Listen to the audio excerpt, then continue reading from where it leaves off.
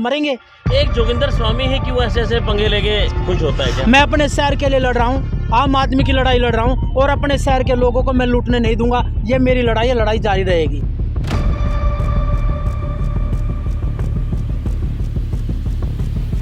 की UD land registry रद्द करो, रद्द करो, रद्द करो। जब यह डीटीपी विभाग के उच्च अधिकारियों ने देखा कि इसमें तुम भी मरोगे, उन्होंने अपने आप को बचाने के लिए अंसल एपीआई को दिवालिया घोषित कर दिया। देखो हैरानी की बात, तहसील कार्यालय किस प्रकार से अनिर्धारित भूमि की रजिस्ट्री कर सकता है। तो जब प्लानिंग होगी वो ऐसे टुकड़े होते हैं जो हरियाली के लिए छोड़ा जाता है। पानीपत के जिला योजनाकार विभाग के कार्यालय के पास है और यहाँ पर जोगेंद्र स्वामी के द्वारा आज फिर एक बड़ा खुलासा किया जा रहा है, जिसको लेकर हम बातचीत भी करने का प्रयास करेंगे।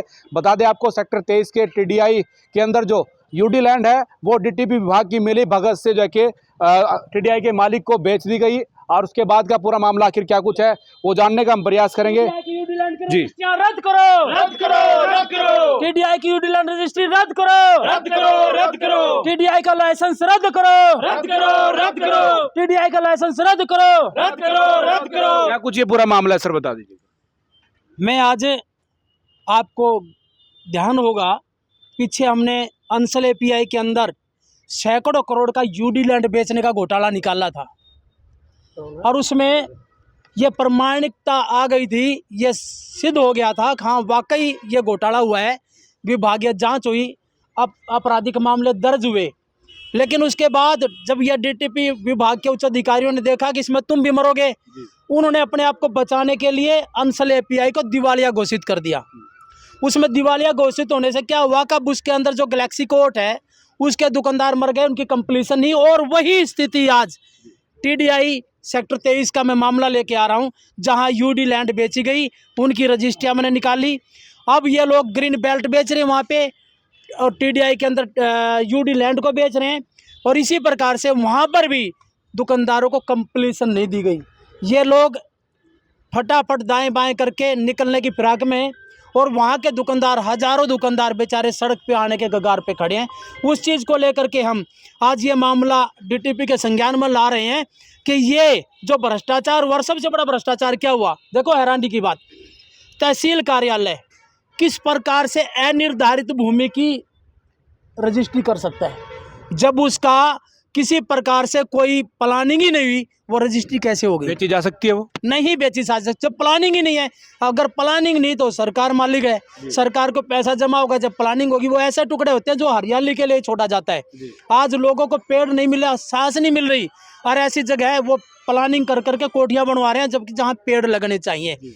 और तहसील कार्यालय ने इतना बड़ा भ्रष्टाचार किया, इसके अंदर जो रजिस्ट्रेशन फीस जिसकी 25,000 थी वो 1,000 रुपये कर दिया, और जहाँ सर्कल रेट पूरा 23,000 रुपये गज है, इन लोगों ने 2,500 रुपये गज के हिसाब से ज़मीन बेची सर्कल, जिसमें लाखों रुपए का पूरा सरकार को नुकसान पहुंचा गया है। वो मामला लेकर मैं आज डीटीपी से मिलूंगा। इनके संज्ञान में डालना चाह रहे हैं, तो आपको लगता नहीं कि इनके संज्ञान में होगा? बगैर मिली भगत के कुछ भी नहीं होता। विभाग, ये जमीन जब डीटीपी विभाग के अधीन आती तो रजिस्ट्री कैसे हो गई?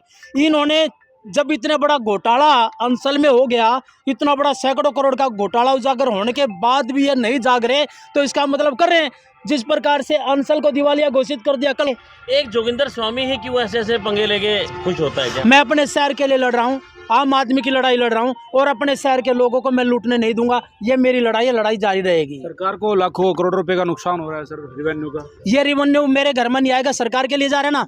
ये जो पैसा है, ये पैसा आखिरी पायदान पे गरीब आदमी जो फटे कपड़ों में बैठा है, उसको जो मूलभूत सुविधाएं मिलनी चाहिए, उसको चंद अधिकारी और बड़े बड़े माफिया धनाढ्य लोग उस पैसे को डकार जाते हैं। उस पैसे को डकार करके मरता कौन है? आखिर में वही गरीब आदमी जिसका वो पैसा डकार जाते हैं। हम इस चीज़ के लिए उन गरीब लोगों की लड़ाई लड़ रहे हैं। अगर जो मूलभूत सुविधाएं उन तक पहुंचनी चाहिए, वो उनको पहुंचाने के लिए हम लड़ाई लड़ रहे हैं। ज्ञापन देंगे सर? हम डीटीपी को ज्ञापन देंगे। डीटीपी से इसको एक बार हम अवगत कराना चाहते हैं। देखिए, पता तो आपको होगा, लेकिन उसके बाद नहीं है तो हम भी बताने आए कि ये रजिस्ट्रियाँ मैंने सारी रजिस्ट्रियाँ निकाल के इसके अंदर डाल दी। अभी हम डीटीपी को ज्ञापन देंगे।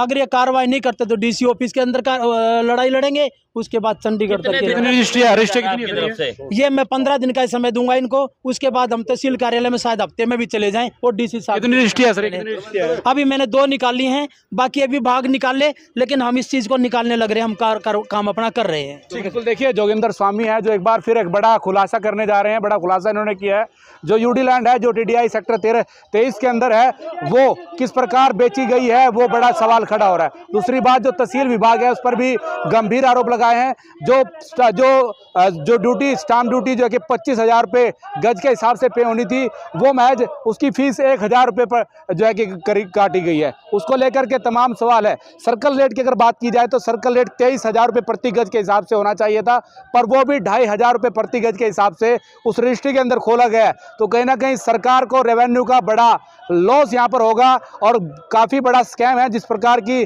बातें उठ रही हैं। यही मामला अंसल के अंदर भी उठा था और उस पर जो है कि मुकदमा भी दर्ज हुआ था। अब तस्वीरें आप देख पा रहे हैं, फिलहाल जो है कि जोगिंदर स्वामी अपना ज्ञापन डीटीपी विभाग के डीटीपी अधिकारी को देते हुए नजर आ रहे हैं और ये तस्वीरें इसलिए दिखाने का प्रयास है, निरंतर भ्रष्टाचार बढ़ता जा रहा है, अधिकारी सुनने को तैयार नहीं है, गरीब आदमी मर रहा है। और जोगिंदर स्वामी का कहना है कि अंतिम लाइन में बैठे व्यक्ति को इस पैसे का लाभ मिले, इसलिए वो लड़ाई लड़ रहे हैं।